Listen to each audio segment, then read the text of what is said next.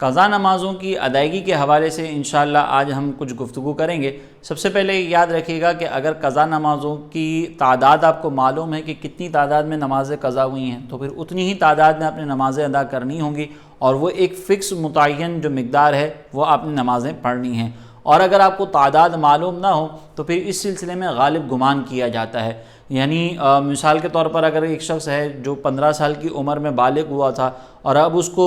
20 سال کی عمر میں خیال آیا کہ میری کچھ نمازیں قضا رہ گئی تھیں، تو اب یہ تقریباً 5 سال ہیں، اس 5 سالوں کے اندر اب وہ غالب گمان کرے گا کہ کتنے سالوں کی کتنے مہینوں کی نمازیں اس نے ترک کر دی ہیں۔ اب اس کا ظن غالب یہ ہے کہ میں نے مثال کے طور پر 5 سال میں سے 2 سال تک جو ہے وہ نمازیں پڑھی ہیں، باقی 3 سال کی نمازیں مجموعی طور پر میری قضا ہوئی ہوں گی، تو اب وہ 3 سال میں جو نمازوں کی مقدار ہے اس کو متعین کرنے کے بعد پھر اس کی ادائیگی کرے گا۔ اور اگر مثال کے طور پر ظن غالب یہ ہوتا ہے کہ میں نے تقریباً 4 سالوں کی نمازیں پڑھی تھیں اور مجموعی طور پر مختلف اوقات کو اگر ملایا جائے تو 1 سال کی نماز جو وہ قضا ہوئی ہوگی، تو وہ پھر 1 سال میں جو نمازوں کی مقدار بنتی ہے اس کے مطابق اپنی نمازوں کو ادا کرے گا۔ اب یہ جو اندازہ کرنا ہے تو اس میں یہ دیکھا جائے گا کہ اس شخص کو اپنی بلوغت کی عمر یاد ہے یا نہیں یاد ہے۔ اگر بلوغت کی عمر یاد ہے، جیسے کسی کو 14 سال کی عمر یاد ہے، کوئی 12 سال کی عمر میں ہوا ہو، کوئی 13 سال کی عمر میں ہوا ہو، تو جس عمر میں بالغ ہوئے تھے اسی عمر سے جو وہ نمازوں کی ادائیگی کرنی ہوگی۔ لڑکوں کے لیے بلوغت کی عمر جو ہے وہ 12 سے 15 سال کے درمیان ہے، وہ 12 سے 15 سال کے درمیان جب آثار بلوغ ظاہر ہوتے ہیں تو ان کو بالغ قرار دیا جاتا ہے، اور اگر ان کو 12 سے 15 سال کی عمر میں آثار بلوغ ظاہر نہیں ہوئے تھے تو 15 سال کی عمر میں شریعت جو ہے وہ ان کو بالغ قرار دے دیتی ہے۔ اور لڑکیوں کے لیے جو عمر ہے وہ 9 سے 15 سال کے درمیان ہے، اگر 9 سے 15 سال کے درمیان ان میں آثار بلوغ پائے جاتے ہیں تو وہ پھر اس درمیان میں جب جیسے ہی آثار بلوغ پائے گئے اس میں بالغ ہو جائیں گی، ورنہ ان کے لیے بھی آخری جو حد ہے وہ 15 سال کی عمر ہے۔ تو 15 سال کی عمر میں انسان بالغ ہو جاتا ہے۔ تو اگر بلوغت کی عمر یاد ہے تو جو عمر ہے اسی عمر سے اندازہ لگائیں گے، اور اگر یہ بھی یاد نہیں ہے پھر لڑکے جو ہے وہ 12 سال کی عمر سے اپنی جو ہے وہ نمازوں کا اندازہ لگائیں گے، اور لڑکیاں اور خواتین جو ہے وہ 9 سال کی عمر سے اپنی نمازوں کی ادائیگی کا جو ہے وہ اندازہ لگائیں گے۔ اس کے بعد جو نمازیں ادا کرنی ہیں وہ دن بھر میں 6 نمازیں ہوتی ہیں، جس میں 2 فجر ہیں، 4 ظہر ہیں۔ یہ فرائض جو ہیں 2 فرض فجر، 4 فرض ظہر، 4 فرض عصر، 3 فرض مغرب، 4 فرض عشاء کے، اور 3 وتر جو ہیں۔ یہ ٹوٹل 6 نمازیں ہیں جن کی ادائیگی کرنی ہوتی ہے۔ اب اس کے بعد جو ہے وہ آپ نے جب متعین کر لیا کہ اتنے سال کی فجر، اتنے سال کی ظہر، اتنے سال کی عشاء اور اتنے سال کی جو ہے وہ دیگر نمازیں میری باقی ہیں، تو آپ نے اس کی ایک فہرست بنا لی اور ایک آپ نے لکھ لیا کہ بھئی اتنے سالوں کی مجھ پر قضا نمازیں باقی ہیں۔ اب اس کی نیت کس طریقے سے کریں گے؟ تو اس نیت کے اندر اگر آپ کو معلوم ہے کہ کس دن کی نماز قضا ہوئی ہے، یعنی قلیل نمازیں قضا ہوئی ہیں، تو اب اس دن کا تعین کرنے کے بعد جو ہے وہ نیت کی جائے گی۔ مثال کے طور پر جمعے کے دن قضا ہونے والی فجر، یا ہفتے کے دن قضا ہونے والی ظہر، اتوار کے دن قضا ہونے والی عصر، تو پھر آپ اس دن کا تعین کرنے کے بعد جو ہے وہ نماز ادا کریں گے۔ لیکن اگر کثیر تعداد میں نمازیں قضا ہوئی ہیں اور اب معلوم ہی نہیں ہے کہ کس دن کی قضا ہوئی ہے، تو پھر ہم یہ نیت کریں گے کہ سب سے قضا نمازوں میں سب سے پہلی جو قضا نماز ہے وہ میں ادا کر رہا ہوں، یا سب سے آخری جو قضا نماز ہے۔ اس میں مثال کے طور پر اب آپ کی مثلا فجر کی نماز آپ ادا کر رہے ہیں اور ٹوٹل 10 رکعتیں آپ کی جو ہے وہ 10 نمازیں فجر جو ہے وہ قضا ہوئی ہیں، 10 دن کی قضا ہوئی ہے، تو اب آپ یہ کریں گے کہ ان 10 دنوں میں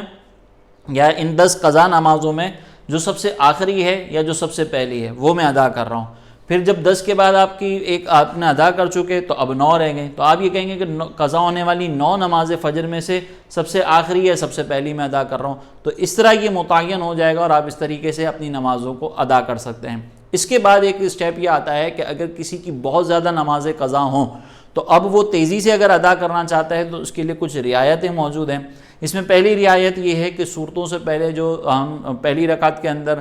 ثنا پڑھتے ہیں، پھر تعوذ و تسمیہ پڑھتے ہیں، یعنی اعوذ باللہ بسم اللہ، وہ ترک کر سکتے ہیں، ڈائریکٹ سورہ فاتحہ اور اس کے بعد 3 آیتیں اگر آپ ملا لیں گے تو یہ کافی ہے، اس کو اس طرح بھی پڑھا جا سکتا ہے۔ پھر اس کے بعد رکوع اور سجود کی جو تسبیحیں ہیں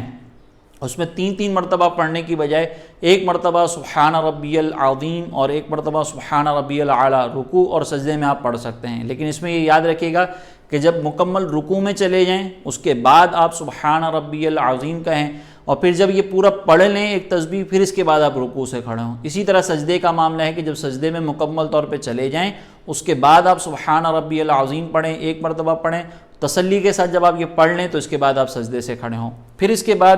آخر میں جو التحیات کے بعد ہم درود پاک پڑھتے ہیں، پھر دعا پڑھتے ہیں، تو آپ اس کی جگہ پر التحیات پڑھیں، التحیات کے بعد اللہم صلی علی محمد کہہ کر جو وہ سلام پھیر سکتے ہیں۔ اسی طرح فرض کی جو تیسری اور چوتھی رکعت ہے، چونکہ قضا نمازوں کے اندر وطر بھی ادا کر رہے ہوتے ہیں، تو یہ وطر کے حوالے سے حکم نہیں ہے، بلکہ یہ فرض کی تیسری اور چوتھی رکعت کے حوالے سے۔ تو فرض کی تیسری اور چوتھی رکعت میں سورہ فاتحہ پڑھنے کی بجائے 3 مرتبہ سبحان اللہ سبحان اللہ سبحان اللہ کہہ کے بھی رکوع میں جا سکتے ہیں، لیکن یہ پراپر طریقے سے لفظ سبحان اللہ ادا ہونا چاہیے۔ اور پھر اس کے بعد وطر کے اندر ہمارے لیے ایک یہ ہے سہولت اور رعایت کہ اس میں جب ہم دعائے قنوت کے لیے اللہ اکبر کہتے ہیں تو مکمل دعائے قنوت پڑھنے کی بجائے 3 مرتبہ اللہم اغفر لی اللہم اغفر لی اللہم اغفر لی پڑھ کے آپ رکوع کر سکتے ہیں۔ تو یہ رعایت ان افراد کے لیے بطور خاص ہے کہ جن کی قضا نمازیں بہت زیادہ ہوں اور وہ جلدی سے پڑھنا چاہتے ہوں، تو وہ پھر اس طریقے سے رعایت سے فائدہ اٹھا کر پڑھ سکتے ہیں۔ یہ یاد رکھیے گا کہ قضا نمازوں کی ادائیگی کے لیے ہم سنت مؤکدہ کو نہیں چھوڑ سکتے، نوافل کو ترک کیا جا سکتا ہے، تو ان کی نوافل کو چھوڑنے کے بعد ہم جو ہے وہ قضا نمازیں ادا کر سکتے ہیں۔ اسی طریقے سے قضا نمازوں کی ادائیگی کے لیے 3 مکروہ وقت جو ہے اس میں صرف ادا نہیں کر سکتے، باقی اس کے علاوہ کسی بھی مقام پر کسی بھی وقت میں ہم نماز ادا کر سکتے ہیں۔ بس اس مقام کے اندر ایک خیال یہ رکھنا ہوگا کہ مقام ایسا نہ ہو کہ جہاں پہ آپ قضا نماز ادا کر رہے ہوں تو لوگوں کو پتہ چل جائے کہ یہ شخص قضا نماز ادا کر رہا ہے اور لوگ آپ کے نماز قضا کرنے کے گناہ پر مطلع ہو جائیں، تو بس اس مقام کا خیال کر لیں۔ اگر آپ تنہائی میں کسی بھی مقام پر پڑھ رہے ہوں تو پڑھ سکتے ہیں، کسی بھی نماز کے بعد کسی بھی نماز سے پہلے یہ قضا نمازیں ادا کی جا سکتی ہیں۔ جیسے مثال کے طور پر آپ ظہر کی نماز آپ نے جماعت کے ساتھ پڑھی، اس کے بعد 2 سنت آپ نے ظہر کے پڑھ لیے اور 2 نفل ظہر کی جگہ پر آپ نے 2 رکعتیں جو وہ فجر کی ادا کر لیں، تو یہاں پہ کسی کو پتہ بھی نہیں چلے گا اور آپ کی یہ 2 رکعتیں فجر کی جو وہ آپ کی قضا کی نیت سے آپ پڑھیں گے وہ آپ کی ادا ہو جائیں گی۔ تو کسی بھی مقام پر ایسی طرح آپ نماز ادا کر رہے ہوں کہ جس سے لوگوں کو پتہ نہ چلے، تو آپ اس طرح قضا نمازیں پڑھ سکتے ہیں۔ وہ 3 مکروہ وقت جن میں قضا نمازیں ادا نہیں ہو سکتی، وہ مغرب کے پہلے اور عصر کے بالکل آخری وقت میں جو 20 منٹ ہوتے ہیں جس میں کسی قسم کی کوئی نماز نہیں پڑھ سکتے، وہاں پہ قضا نماز بھی ادا نہیں کر سکتے۔ اسی طرح فجر کا وقت ختم ہونے کے بعد جو تقریباً 20 منٹ ہوتے ہیں اس میں بھی کسی قسم کی کوئی نماز ادا نہیں کی جا سکتی، اور ظہر سے پہلے کا جو مکروہ وقت ہوتا ہے ضحوہ کبریٰ کا، جس کو ہمارے ہاں پر یوزلی زوال کا وقت کہہ دیا جاتا ہے، تو اس وقت کے اندر بھی کوئی قضا نماز ادا نہیں ہو سکتی۔ ان 3 اوقات کے علاوہ کسی بھی وقت میں نماز قضا جو ہے وہ ادا کر سکتے ہیں۔ فجر کے وقت میں آپ چاہے فجر کی پڑھیں، ظہر کی پڑھیں، مغرب کی پڑھیں، عشاء کی پڑھیں، پڑھ سکتے ہیں۔ اسی طریقے سے ظہر میں آپ بقیہ دیگر اوقات کی بھی قضا نمازوں کو ادا کر سکتے ہیں۔